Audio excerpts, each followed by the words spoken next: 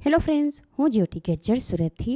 આજે હું તમારી સાથે એકદમ હેલ્ધી નાસ્તો જુવારના લોટના ખાટા ઢોકળા કેવી રીતે બનાવવા એની રેસીપી શેર કરીશ.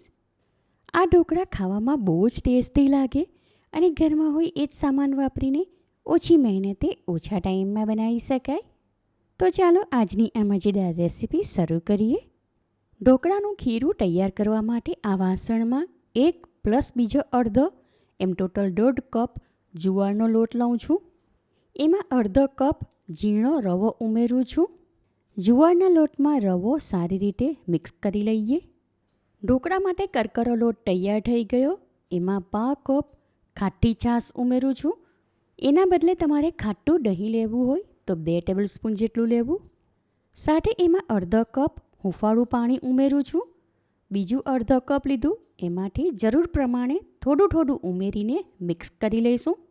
હમણાં સુધી આ લોટમાં ટોટલ 1.5 કપ પાણી ઉમેર્યું. ખીરું તૈયાર કરીને લાસ્ટમાં હું તમને જણાવીશ કે બીજું કેટલું પાણી ઉમેરવાનું થયું. બીજું 1/2 કપ જેટલું પાણી ઉમેર્યું એટલે આવું ઘટ્ટ ખીરું તૈયાર થઈ ગયું. હવે આ વાસણ ઉપર ઢાંકણ લગાવીને 7થી 8 કલાક માટે સાઈડમાં રાખું છું, એટલે લોટમાં આંઠો આવી જાય. આશરે 7થી 8 કલાક પછી હવે આ વાસણ ઉપરથી ઢાંકણ હટાવી દઉં છું.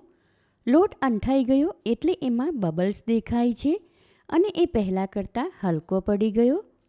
હવે આ લોટમાં કેટલાક મસાલા ઉમેરું છું. એમાં 1/2 ટીસ્પૂન હિંગ, 1/2 ટીસ્પૂન જેટલી હળદર, 1 ટીસ્પૂન વાટેલા આદુ મરચાં, સ્વાદ પ્રમાણે 1 પ્લસ બીજી પા એમ ટોટલ 1/4 ટીસ્પૂન મીઠું અને 2 ટીસ્પૂન જેટલું તેલ ઉમેરીને ખીરું સાથે બધું સારી રીતે મિક્સ કરી લઈએ. હવે આ ટાઈમ પર ખીરું એકવાર ટેસ્ટ કરી લઉં છું. આમાં મીઠું મરચું બધું જ પ્રમાણ બરાબર છે. ટેસ્ટને બેલેન્સ કરવા 1 ટીસ્પૂન જેટલી દળેલી ખાંડ ઉમેરું છું. હવે છેલ્લે આમાં 1/2 ટીસ્પૂન ખાવાનો સોડા ઉમેરીને ખીરું સાથે સારી રીતે મિક્સ કરી લઈએ. ખીરું સ્ટીમ કરવા માટે ઢોકળાની બંને થાળીમાં તેલ લગાવીને ગ્રીસ કરી લીધી હતી. એમાં સરખે ભાગે કાઢી લઉં છું. 1 ચપટી જેટલું કાશ્મીરી લાલ મરચું હાથમાં લઈને ખીરુંમાં ઉપરથી સ્પ્રિંકલ કરું છું. એ જ પ્રમાણે બીજી થાળીમાં પણ નાખીએ. હવે આ બંને થાળીમાંનું ખીરું સ્ટીમ કરવા માટે સ્ટીમરમાં મૂકી દઈએ. એના માટે ઢોકળા મેકરમાં થોડું પાણી લઈને પહેલેથી જ સ્ટવ ઉપર ગરમ કરવા મૂકી દીધું હતું. એની ઉપરથી ઢાંકણ હટાવીને આ બંને થાળી એમાં ગોઠવીને મૂકું છું. હવે ઢોકળા મેકર ઉપર ઢાંકણ લગાવીને મીડિયમ ફ્લેમ પર 10થી 12 મિનિટ માટે આ ખીરું સ્ટીમ કરી લઈએ. આશરે 10 મિનિટથી ઉપર થઈ ગઈ માટે ઢોકળા મેકર ઉપરથી ઢાંકણ હટાવી દઉં છું અને તૈયાર થયેલા ઢોકળામાં ચપ્પુની અણી નાખી ચેક કરી લઈએ. ચપ્પુની અણી ક્લીન દેખાય છે એટલે કે ઢોકળા તૈયાર થઈ ગયા માટે આ બંને થાળી એમાંથી બહાર કાઢી લઉં છું. ઢોકળા ગરમ હતા માટે થોડીવાર થાળી પલટાવીને સાઈડમાં રાખી હવે થાળી સીધી કરી ઢોકળાને ચોરસ ટુકડામાં કાપી લઉં છું. એકદમ સોફ્ટ, સ્પંજી અને જાળીદાર જુવારના લોટના ઢોકળા તૈયાર છે. ઢોકળા બહુ જ ટેસ્ટી બન્યા. એક થાળીના ગરમ ગરમ ઢોકળા કાચું સિંગતેલ નાખીને નાસ્તામાં ખાધા. હવે બાકીના વઘારી લઉં છું. ઢોકળાના વઘાર માટે જોઈશે થોડા કઢી લીમડાના પાન, અડધી ટીસ્પૂન જેટલી રાઈ અને 1 ટીસ્પૂન જેટલા સફેદ તલ. વઘાર તૈયાર કરવા માટે એક તડકા પેન લઈને સ્ટવ ઉપર ગરમ કરવા મૂકી દીધું. ત્યાં ગેસ ફ્લેમ લો તરફ રાખીને તડકા પેનમાં 2 ટીસ્પૂન જેટલું તેલ લઉં છું.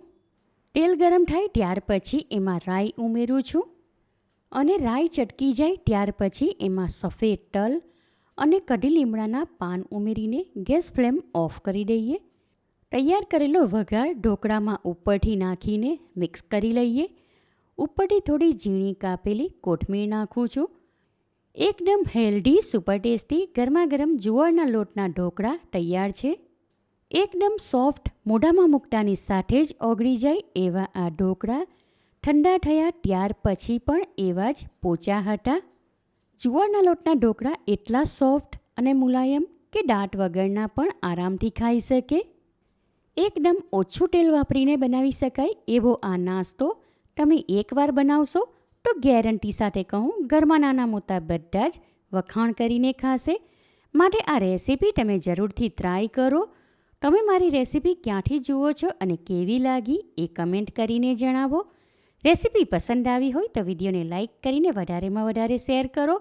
ચેનલ પર નવા હો તો સબસ્ક્રાઈબ કરીને બાજુમાં આપેલા બેલ આઇકન પર ક્લિક કરો, એટલે આવનાર દરેક નવી રેસીપીઓની જાણકારી તમને મળતી રહે. ફરી મળીશું એક નવી રેસીપી સાથે. Eat healthy and stay healthy.